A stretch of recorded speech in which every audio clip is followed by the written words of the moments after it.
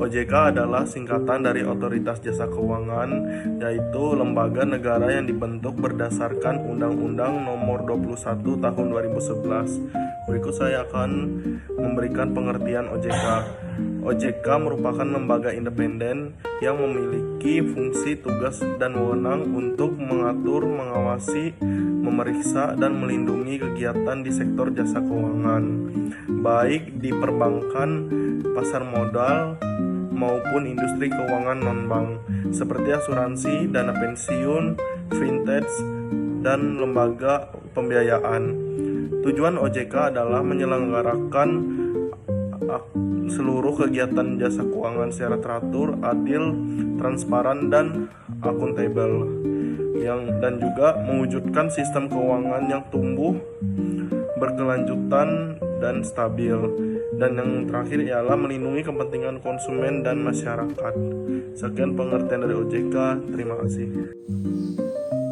Baik, perkenalkan, nama saya Pendalan Deba. Di sini saya akan mempresentasikan materi 2, yaitu tujuan Otoritas Jasa Keuangan atau OJK.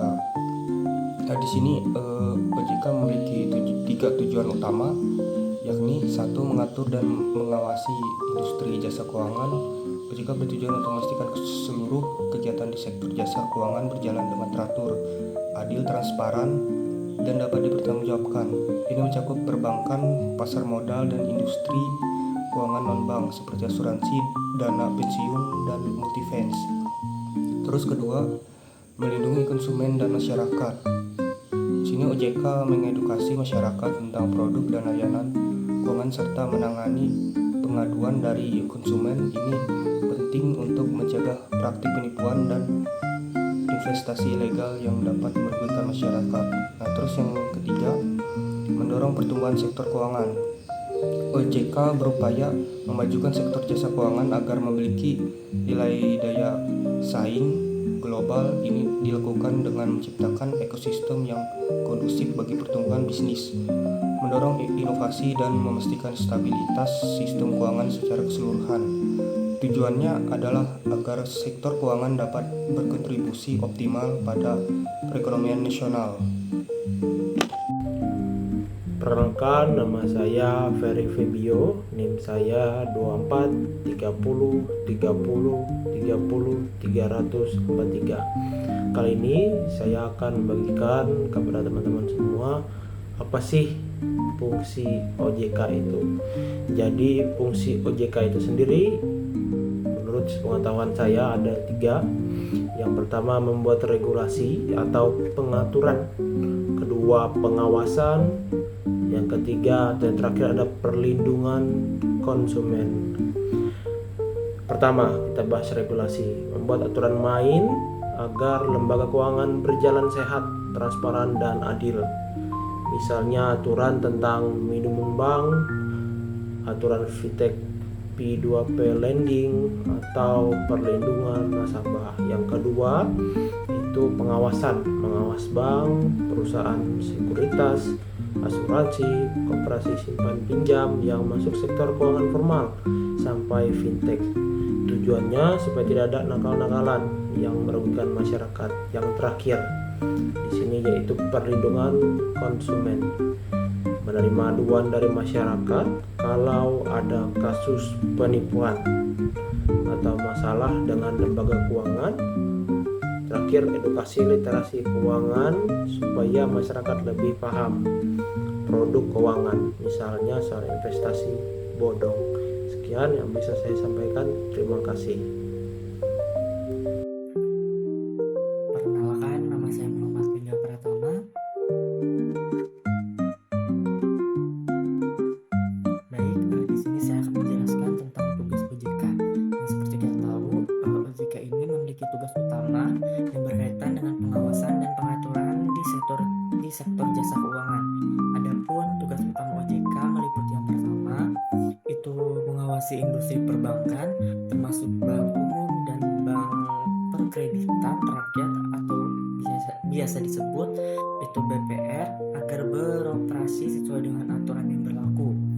Terus yang kedua itu mengatur dan mengawasi industri pasar modal seperti bursa efek, perusahaan sekuritas, reksadana, dan instrumen investasi lainnya.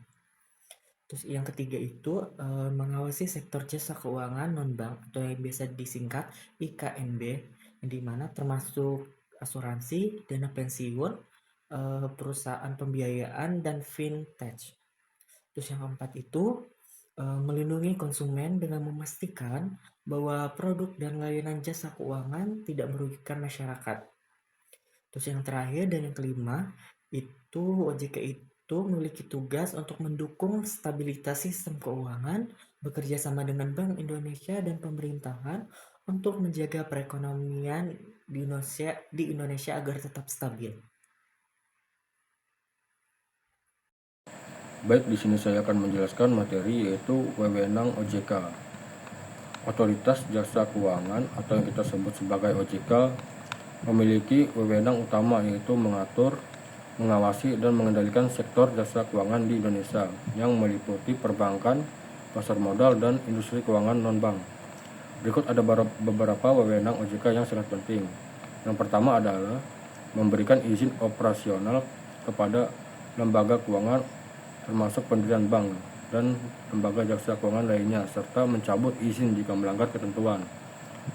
Lalu yang kedua adalah melakukan pengawasan berkala terhadap lembaga keuangan untuk memastikan kepatuhan terhadap peraturan dan standar yang berlaku. Dan juga ada wewenang yang ketiga yaitu menyusun dan mengeluarkan regulasi terkait aktivitas sektor jasa keuangan seperti ketentuan permodalan, likuiditas, manajemen risiko, dan tata kelola perusahaan.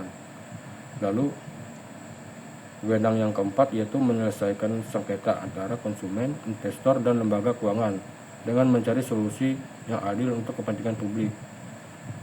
Dan wewenang yang kelima yaitu melakukan pengawasan perkembangan industri keuangan dan evaluasi perusahaan untuk mengidentifikasi potensi risiko serta melakukan tindakan pencegahan dan penindakan terhadap praktik yang merugikan masyarakat atau mengganggu kestabilan pasar.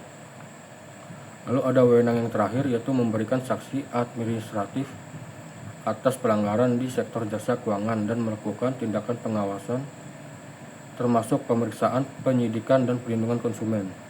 Jadi kesimpulannya adalah wewenang ini diatur dalam Undang-Undang Nomor 21 Tahun 2011 tentang Otoritas Jasa Keuangan yang menjadikan OJK lembaga independen dan mengatur dan mengawasi keseluruhan sektor jasa keuangan di Indonesia secara menyeluruh dan terpadu. Untuk materi selanjutnya akan disampaikan oleh teman saya.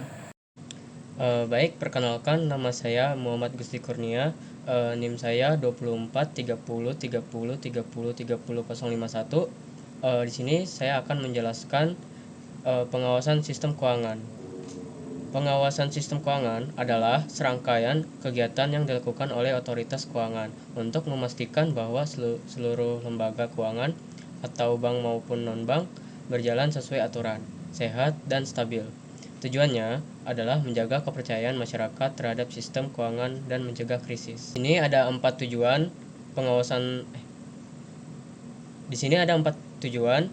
Yang pertama, menjaga stabilitas agar sistem keuangan tetap kokoh dan tidak mudah terguncang oleh krisis. Yang kedua, melindungi nasabah, memastikan dana masyarakat aman dan lembaga keuangan tidak melakukan penyalahgunaan.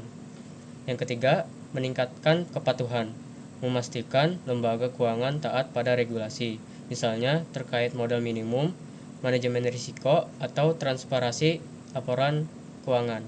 4. Mencegah risiko sistemik, risiko yang jika terjadi pada satu lembaga dapat berdampak pada keseluruhan sistem keuangan. Terima kasih. Perkenalkan, nama saya Yonatan. Saya di sini akan membahas materi yang ketujuh, pengawasan mikroprudensial. Adalah upaya untuk menjaga kesehatan individu lembaga keuangan seperti bank, perusahaan asuransi, dan dana pensiun, serta untuk memastikan bahwa lembaga-lembaga tersebut mematuhi peraturan yang berlaku. Pengawasan mikroprudensial berfokus pada solvabilitas, memastikan bahwa lembaga keuangan memiliki modal yang cukup untuk menutupi potensi kerugian. Likuiditas, memastikan lembaga memiliki dana tunai yang cukup untuk memenuhi kewajiban jangka pendeknya. Kualitas aset, menganalisis dan mengawasi portofolio pinjaman dan investasi untuk mengukur risikonya. Tata kelola perusahaan, menilai bagaimana dewan direksi dan manajemen mengelola lembaga dan mengawasi operasinya. Sebagai contoh, jika sebuah bank besar memiliki terlalu banyak pinjaman berisiko, pengawasan mikroprudensial akan memintanya untuk meningkatkan cadangan modalnya.